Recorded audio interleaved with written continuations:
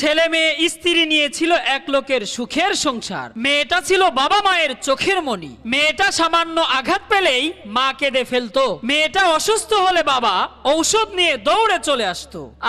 কতই না ভালোবাসতো তার মেয়েটাকে। ভাই বলতো, তুই আমার নয়নের মণি, তোকে না দেখে আমি থাকতে পারি না। হঠাৎ একদিন সেই মেয়েটার বিয়ে হয়ে গেল। সেই মেয়েটা মাঝে মাঝে তার স্বামীর সাথে ঝগড়া করত। একদিন সে তার স্বামীকে ছেড়ে চলে গেল তার বাবার বাড়ি। মা বলল, একদম ঠিক কাজ করেছিস মা। বাবা বলল, এত চিন্তা কিসের, এটা তো তোরই বাড়ি। কিন্তু কয়েকদিন যেতে না যেতেই বাবা মা আত্মীয় স্বজন সবাই খারাপ ব্যবহার করতে শুরু করলো। তার আদরের ভাই কথা বলা বন্ধ করে দিল। আদরের সেই মেয়েটি চোখের মণি থেকে হয়ে গেল পরিবারের বোঝা।